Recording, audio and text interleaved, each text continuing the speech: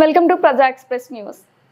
మహానాడులో సాగునీటి ప్రాజెక్టుల సమగ్ర ఉజ్వల ప్రగతిపై Emmiganur MLA doctor BV Jayanageswar Reddy తీర్మానాలపై ప్రసంగించారు. ఈ మేరకు కడప జిల్లాలో నిర్వహిస్తున్న రెండవ రోజు మహానాడు సభలో ఎమ్మెల్యే బివి జయనాగేశ్వర్ రెడ్డి సుదీర్ఘ ప్రసంగంలో పోలవరం సాగునీటి ప్రాజెక్టులపై తీర్మానాలను తమ ద్వారా పసుపు పండుగలో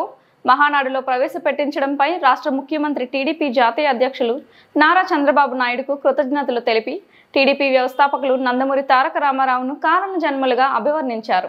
ఆయనకు ఘన నివాళులు అర్పిస్తూ ముఖ్యమంత్రి చంద్రబాబు రాష్ట్ర ప్రగతికి కంకణబద్దులై అనేక సంస్కరణలను తమ మేధాశక్తితో సువర్ణ పాలన అందిస్తుండడం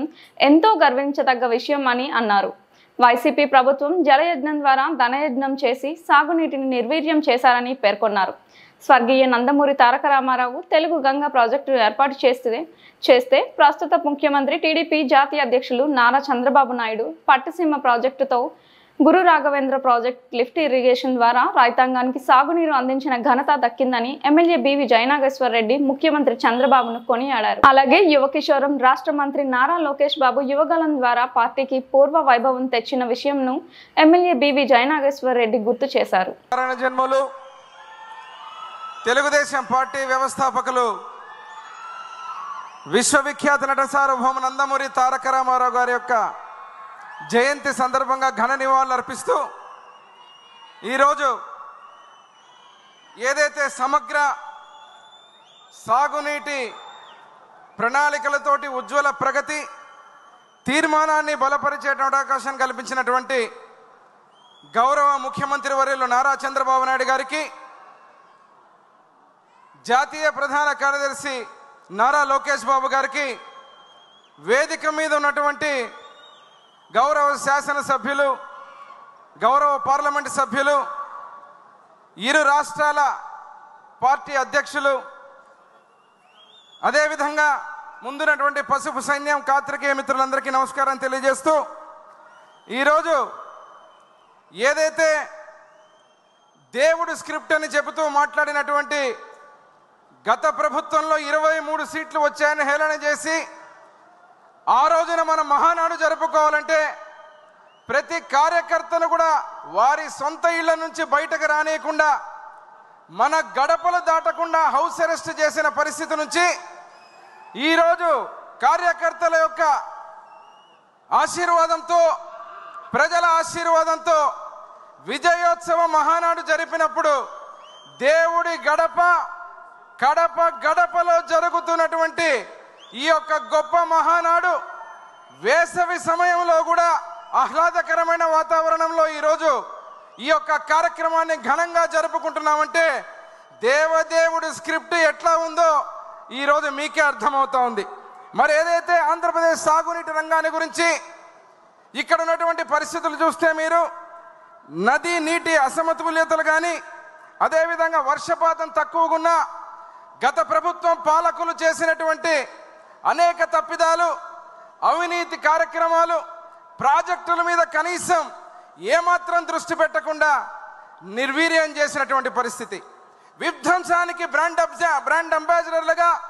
గత ప్రభుత్వం గురించి మాట్లాడితే ఒక్కసారి సాగునీటి ప్రాజెక్టులు అన్నప్పుడు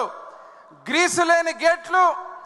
నీళ్లు ప్రవాహం పెరిగితే గేట్లు కొట్టుకుపోయి ప్రాణాలు పోతే,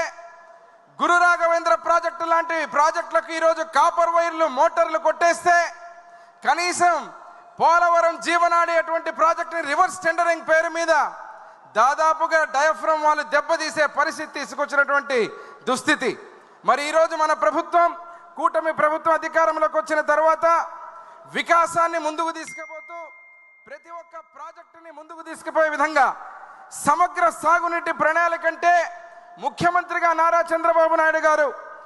గతంలో లాగా జలయజ్ఞం పేరు మీద ధనయజ్ఞం చేసుకొని కమిషన్లు కొట్టడం కాదు, నీటి వనరుల సమీకరణ, వర్షపు నీటి సంరక్షణ, నదుల అనుసంధానం, కాలువల పునరుద్ధరణ, మైక్రో ఇరిగేషన్తో ఒక సమగ్ర ప్రణాళిక చేసుకొని ఈ ప్రభుత్వం ముందుకు పోవడం జరుగుతూ ఉంది. హైటెక్ సిటీ రూపకర్త విజన్ 2020, అదేవిధంగా ఈరోజు సాంకేతిక పరిజ్ఞానంలో ఈ క్షణానికి ఏదైతే ఆర్టిఫిషియల్ ఇంటెలిజెన్స్ కానీ, ఏదైతే ఉన్నటువంటి రోబోటిక్స్ గురించి మాట్లాడే మన అధినాయకుడు మోక్షగుండం విశ్వేశ్వరయ్య లాంటి మేధస్సు కలిగినటువంటి వ్యక్తిగా, అదే రకంగా అపర గౌతములలాగా గోదావరి కృష్ణ అనుసంధానం, నదుల అనుసంధానం చేసి పట్టిసీమ ప్రాజెక్టు ద్వారా రాయలసీమకు నీళ్లు ఇచ్చినటువంటి ఘనత మన ముఖ్యమంత్రి వారు నారా చంద్రబాబు నాయుడు గారికే దక్కింది.